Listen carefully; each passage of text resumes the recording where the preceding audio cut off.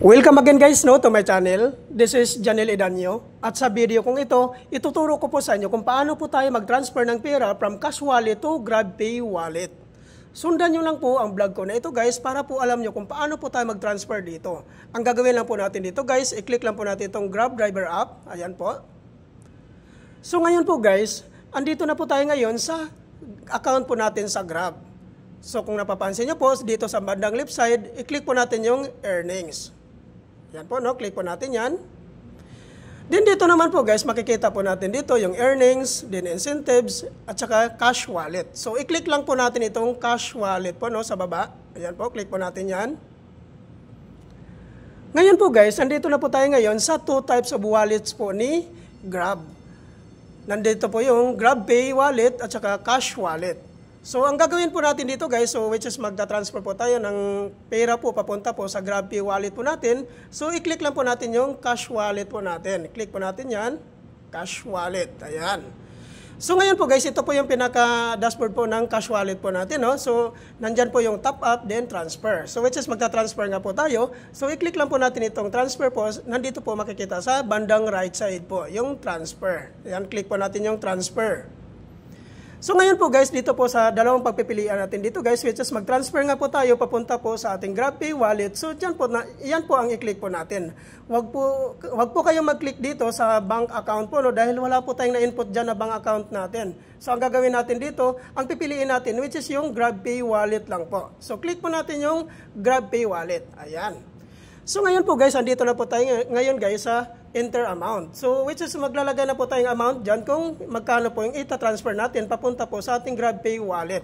So ang gagawin natin dito guys, so dito po kasi guys, nagkakaroon po talaga ng problema po yung mga new migrated Move It account po, no, dahil po hindi po sila makapag-input dyan dahil yun nga po, hindi pa po talaga fully verified or fully updated po yung GrabPay wallet nila. So maghintay lang po tayo. Until now po kasi guys, inaayos na yun ni Grab yung issue na yan regarding po sa pag-cash out. So napakarami na po kasing hindi pa po nakapag-cash out hanggang ngayon po, no, dahil po hindi pa po fully upgraded po talaga yung GrabPay wallet nila, kaya po yung naging issue po dito. So ngayon guys, dito guys, andyan na po, nalagay ko na po yung exact amount na ita-transfer ko. So ngayon, ang gagawin natin dito, which is nakakulay green na nga po yan, i-click na po natin yung continue po, yung kulay green. Ayan, click pa natin yan. So dito po guys, nakalagay na po yung guys, so yung amount po na ita-transfer ko. So ang gagawin natin dito, i-click lang po natin itong transfer. So ayan po guys, no, automatic po guys, as you can see po, automatic transfer successful agad guys. So ganun na po kadali po yung pag-cash out po natin or pag-transfer natin dito. Real time na po kasi dito guys. After dito guys, so i-click po natin itong done. Ayan. So dito po makikita po natin yung wallet transactions po, no. So makikita natin dito yung 315 pesos po na transfer ko po papunta po sa ating GrabPay wallet. So ang gagawin natin dito, i-check po natin kung talagang pumasok na po sa ating GrabPay wallet. So as you can see po guys, no, nandito na po talaga sa ating GrabPay wallet yung transfer ko na 315 pesos. So bakit ko ba ito dinagdagan ng 15 pesos? Dahil po guys, yung 15 pesos na yun guys, ito po yung i-charge po natin sa pag-transfer po natin from GrabPay wallet to GCash naman. So ngayon po, ang gagawin natin dito, punta po tayo sa ating Grab Passengers app. So ito po, no? So ito po yung Grab Passengers app natin. So click po natin yan. I-transfer na po natin ito guys sa ating GCash guys.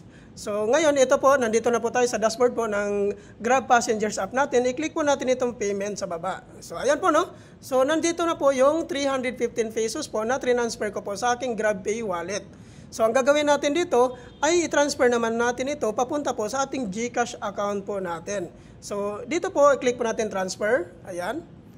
So, automatic guys, andyan na po kasi kaagad yung GCash number natin, no? Kung nakapag-cash out ka na po dati, so andyan ka, automatic agad guys, mag-reply ka agad dyan. So, i-click po natin yung GCash po natin. Ayan po, click po natin yan. Then dito, i-enter po natin yung amount na ita-transfer natin. So, which is 315 yun guys. So, ang ilagay na lang po natin dito is 300 pesos na lang po. Dahil po, yung 15 pesos po, yun po yung charge po ni ni Grab papunta sa GCash. So ayan po, no, 300 pesos, ayan. So ngayon po, after natin ma-type dyan yung total amount po, so i-click naman natin ito yung yung next po. So click po natin yung next. Then dito po, nandyan po nakalagay yung ang total amount po na 300 pesos. Then yung 15 pesos po na charge, andyan na po. So total of 315 pesos. So click po natin itong transfer. Ngayon po, input po natin yung PIN number natin sa GrabPay. Ayan. Ayan, automatic po guys. Andyan na po kaagad yung nakalagay po sa pop-up sa taas yung transfer successfully. So automatic kaagad guys, no, nag-successful kaagad yung pag-transfer natin. Ang susunod po natin gagawin guys ay i-check po natin kung talagang pumasok na po sa GCash natin. Ayan po. So ito na po yung text po ni GCash po sa atin, no? Yung confirmation text po ni GCash na na-receive na nga po natin yung 300 pesos po na kinash out po natin o transfer natin papunta po dito sa ating GCash account. Ganun na po talaga kadali mag-transfer ng pera from GrabPay wallet to GCash. So sana po guys nasundan nyo po ang vlog ko na ito guys, no? Sana po hindi po kayo magsawang sumuporta sa aking vlog. Thank you for watching.